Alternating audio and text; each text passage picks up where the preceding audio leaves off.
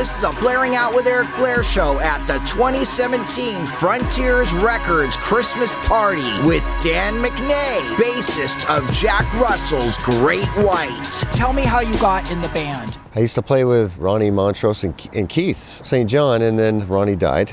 And then, I was looking for a new music home. I played with those guys. Somebody said, hey, you should get Dan to play bass for you. I went and met them, played like 5 or 6 songs in a room. It went really well. The rest is history. What did you learn from your time with Ronnie Montrose? A ton. That was an education for sure. That guy, I don't think he gets the credit for all he's done behind the scenes for so many players, Pretty amazing, actually. It's an amazing story. Yeah, I'm lucky to be here. I found a new family that I can, everybody's really cool, really pro. Of course, there's Tony, who's an OG.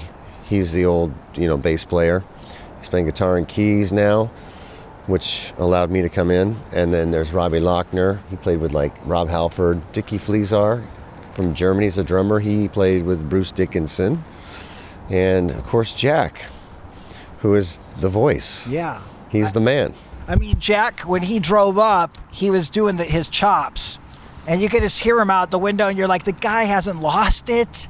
How? It's that sound. It's the sound of Great White. It's the sound of all those songs. You know what I mean? It is trademarked. I mean, musically, the music of Great White, it's really not tricky in so many ways. You know what I mean? You have to play it well, and you have to play it right, and be dynamic, and it's got a blues thing about it.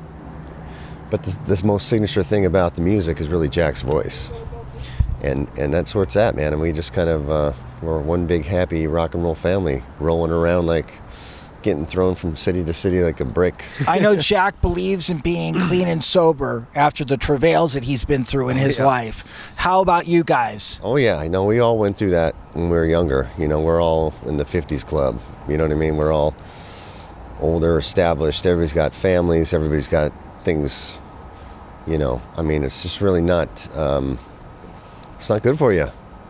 You know what I mean? Anything in excess is not good for you. But still, I will never understand how, after having a pattern of living your life in the rock and roll world, how you can resist the temptations when they're thrown at you. Oh, it's easy. I mean, if you let's say you like this barbecue restaurant over here, right? And you go there every day, and you're ordering it every day because you love it, right? Eventually, it just gets sold. I mean, let's face it. I mean, is whiskey the best tasting thing you can drink? Probably not. At some point, you want to take care of yourself. It's about the music. It's not about the booze. It's not about the drugs and all the others. It's about the music. So we just take care of each other. We're like our brother's keepers. You know what I mean? We got a little rock and roll family going. It's going great. We had a big year, and really big year, and we got a big one coming. But do you have to hit rock bottom? I think everyone's got a different level of what rock bottom means. If you have ever talked to anybody in any programs or anything like that, they'll tell you the same thing. Only you can fix you. It's a decision you make for yourself. No one's here to take care of people in our band, watch over each other like watchdogs. We do.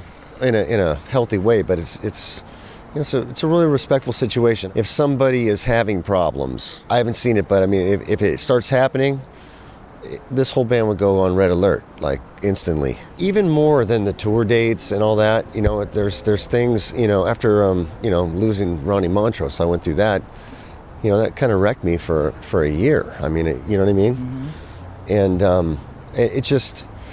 It's not even about that. It's about your life, losing your life. You can live to fight another day, play another gig, write another song, have a good time, have a laugh. But if you're not living, you can't do any of that. Yeah, I mean, you want to be dependable for sure. You want to honor your contracts for sure. It is a business. You're exactly right.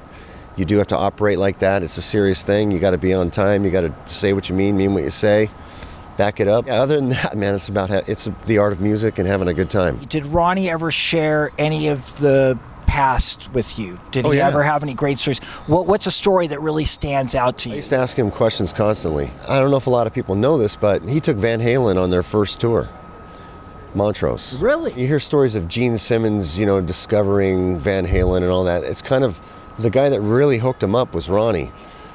Who did the first 2 Montrose records was, Ted Templeman. who also, he hooked him up with their producer. He also did, he also went on and did all the Van Halen records, right? The early stuff. Yep.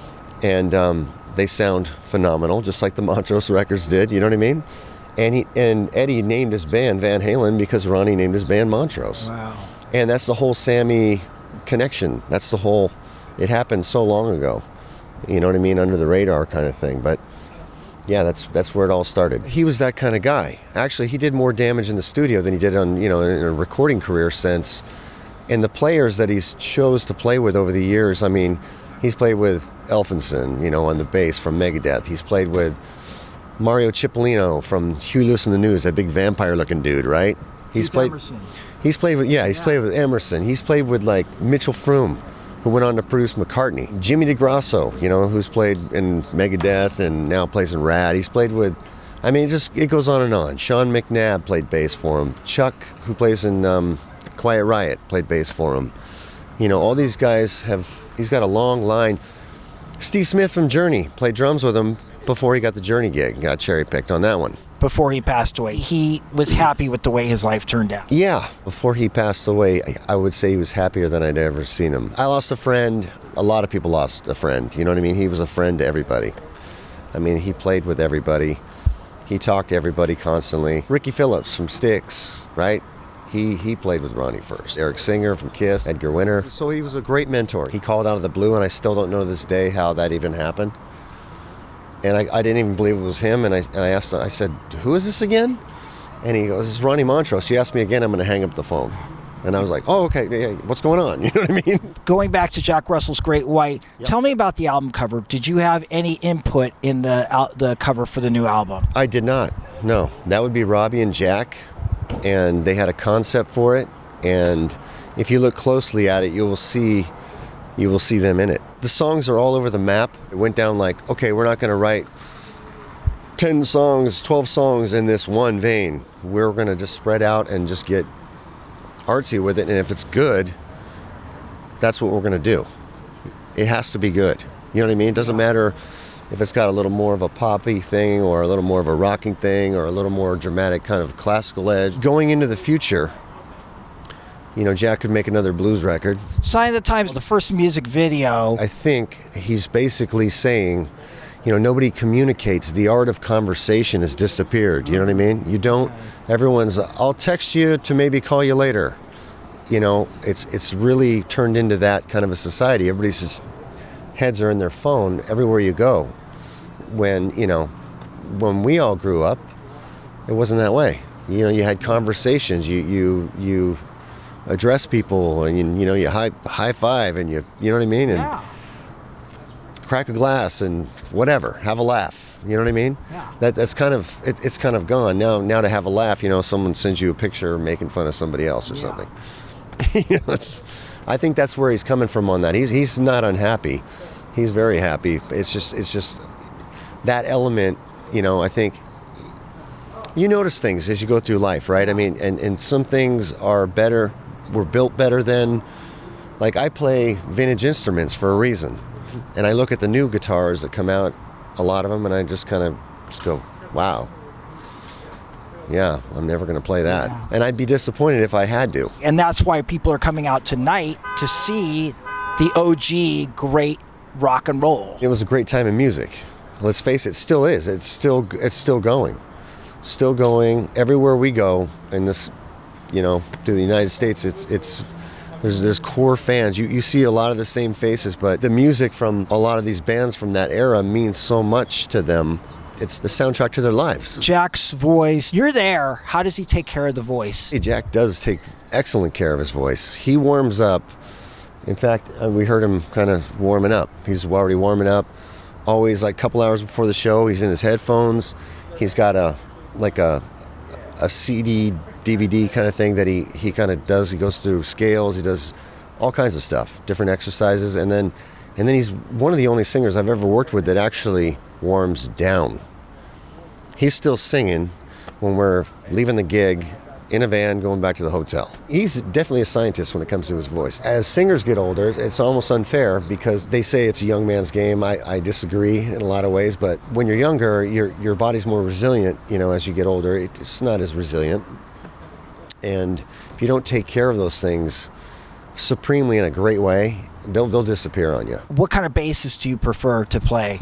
I like vintage Fender P basses and some jazz basses, but the P basses have the weight. Although this last year, I had some basses built for me by this guy, Gene Baker, who used to build Baker guitars. And he went into this vintage bass line, and he's working with Aguilar, who is this amplifier company that I work with. So they built these pickups to sound vintage. It's like a thing, and these basses sound really good, but they look like they're from 1960. You know what I mean? The guy's an artist. He used to build Ronnie's guitars, in fact. Cool. He's built guitars for a lot of people. They're really, really high end. Do you have kids? Yeah, I have a son. He goes to college. He's 21. He's a musician as well.